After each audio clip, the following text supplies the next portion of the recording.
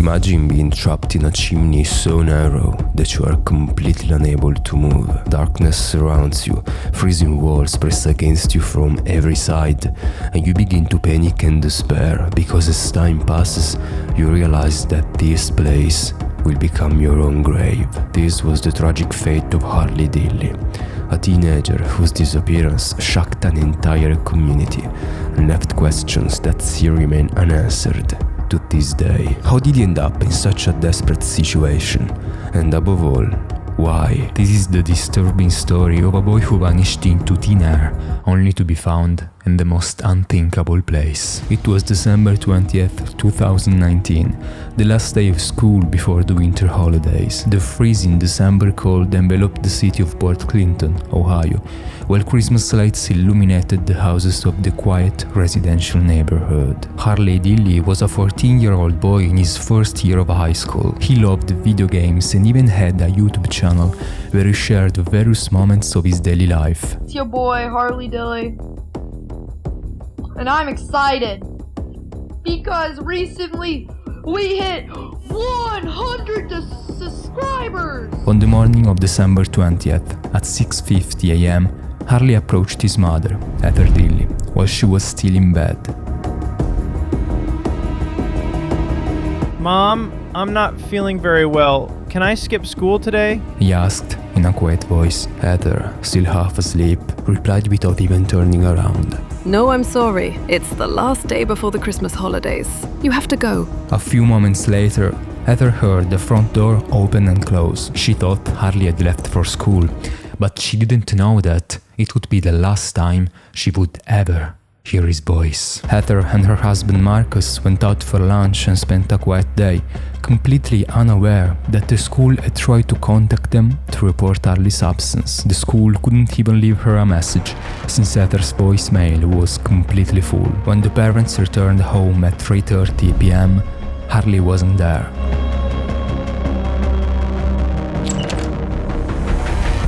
They thought he had gone to a friend's house after school, so they went out again for some Christmas shopping and took this photo at the restaurant where they had dinner. After returning home, Harley was still absent, but they thought that perhaps the boy was spending the night at a friend's house, so they didn't worry too much and went to sleep. The next day, on Saturday, Heather went into Harley's room, expecting to see him, but the bed was empty and the boy wasn't there. A strong feeling of unease began to rise in her stomach. Furthermore, Harley didn't have a cell phone.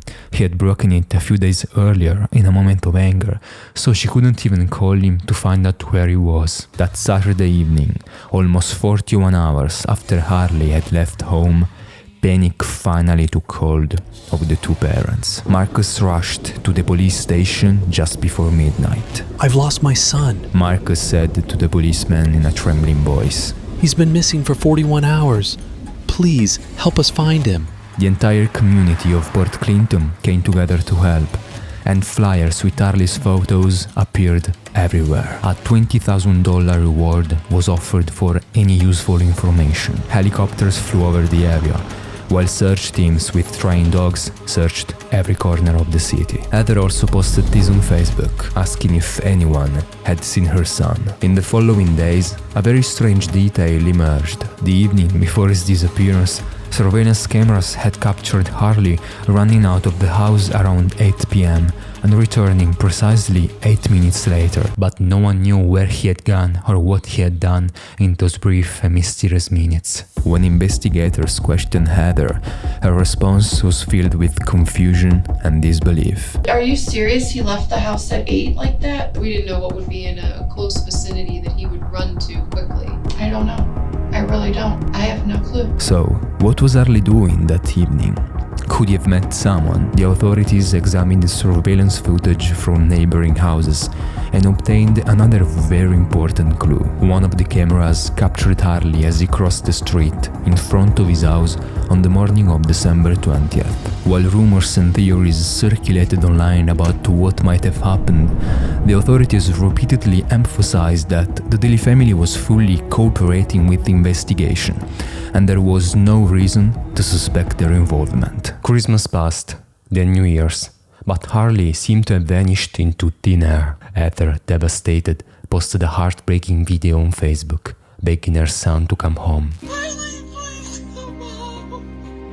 Please come. I want him home. I'm tired of crying. I'm tired of being strong when I can't be. He is my son. I love him. And I want him home. Let him go if you have him. Let our family move on. Please. Harley, if you see this, Mom loves you so much. I'm tired of holding on. I want you home. I can't do this. I don't want to die again. Please, Harley, I need you. On January 3rd, 2 weeks after the disappearance, the parents made their first television appearance. I have to get up every day and look in that room and he's not there. There's no words for any of this. I would never want anybody to go through this. I mean, somebody had to have seen something. I love you, Harley. Please come home. Please, we need you. I don't believe that you ran. But if you did, just please, this isn't you. People are contacting me saying my son's dead. How do you think that makes me? Just pray for him and share. And please keep your eyes open. Somebody knows something.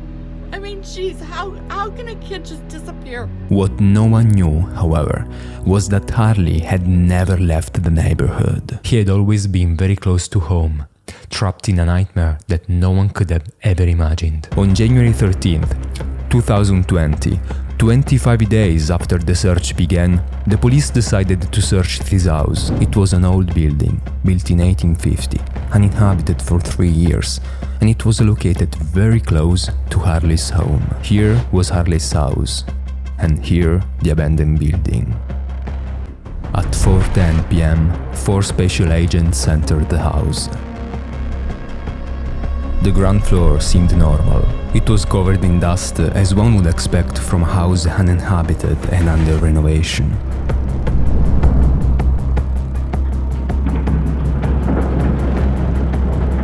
But upon reaching the second floor, they found something very unusual. On the floor lay a pile of clothes. A burgundy old navy coat, a Cleveland brown shirt, and a black and red Nike hoodie. They all belonged to Harley, including the shirt that he even wore in one of his YouTube videos. Today will not work. Sorry. As you see, I'm repping my brown stuff. Baker had a good night. But all I know is that I'm tired. Alright, guys. What was striking, however, was the mysterious rust-colored substance present on each garment. The investigators looked at each other, confused and worried. How did those clothes end up there? They didn't see Harley anywhere, and there was no indication that anyone had been there. There was dust everywhere, and if someone had passed through, they would have surely left some footprints, but there were no visible footprints. It was as if the clothes had appeared out of nowhere. One of the agents took the coat and hung it on the door, and then took these photos.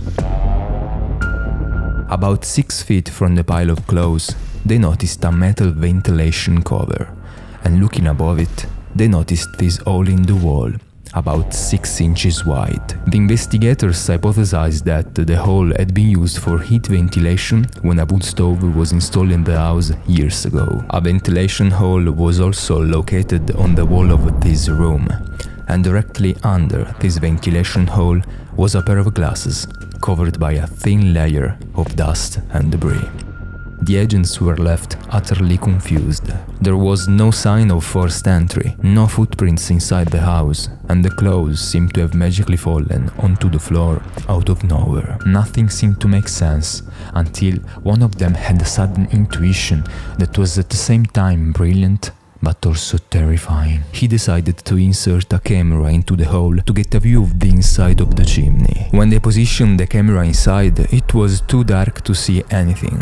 So a detective decided to put his hand inside, and what he touched sent chills down his spine. He felt something that seemed like a human head with hair. With their hearts in their throats, the investigators began removing the drywall from the external wall and were also filmed from the outside while doing so. Under the drywall, they found the exterior of a brick chimney. They dismantled the structure, brick by brick, and they made a terrifying and heartbreaking discovery. The body of Harley Dilly was inside the chimney. These photos show the wall and bricks that were removed to recover his body, which was located right here.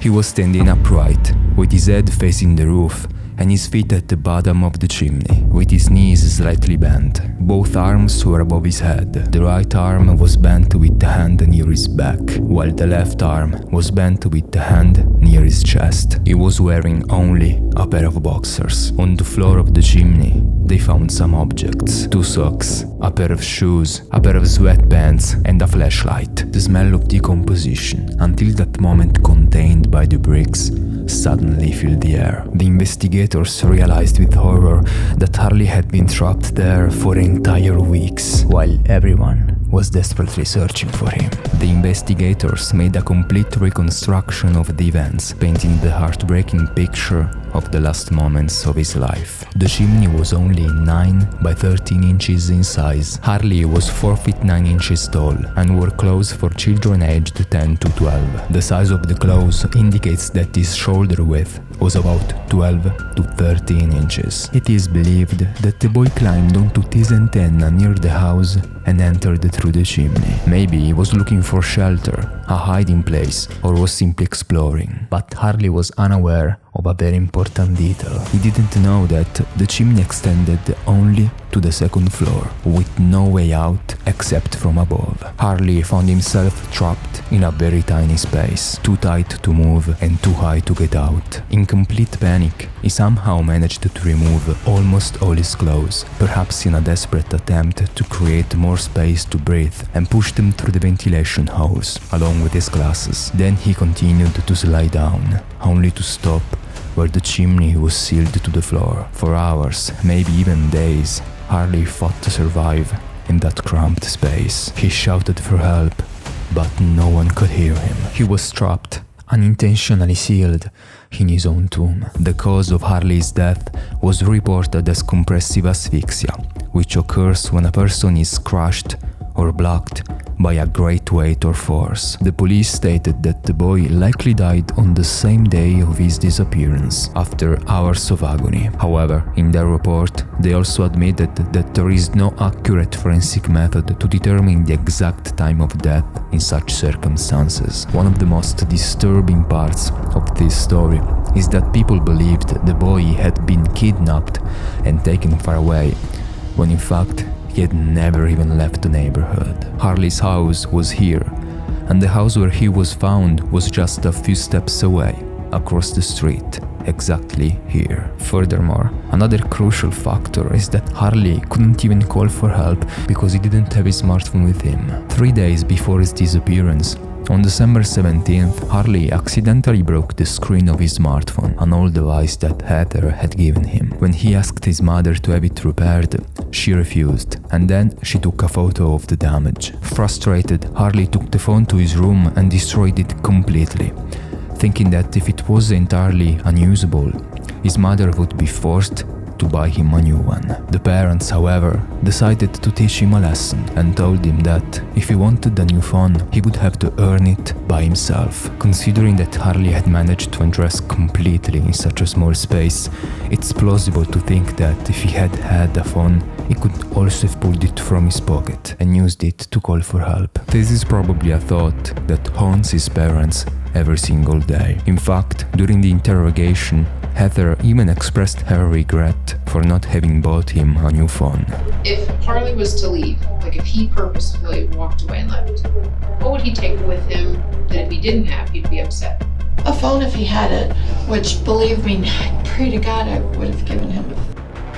Even though the investigators believe that Harley's death was accidental, many questions remain unanswered. How did Harley manage to take off his clothes in such a tight space? How is it possible that no one saw him climb onto the roof? And what was he doing outside the house the evening before his disappearance? For these reasons, some people began to suspect that there was more to this story, leading to the rise of theories and conspiracies which, I want to clarify, are not the result of the official investigation, but are merely speculations born from the unresolved doubts of the case. A major question revolves around how Harley managed to take off his clothes in such a tight space. The chimney measured just 9 by 13 inches, while Harley's shoulder width was estimated at around 12 to 13 inches. How did he manage to remove all his clothes except his underwear under such extreme conditions? Furthermore, the body showed no external injuries,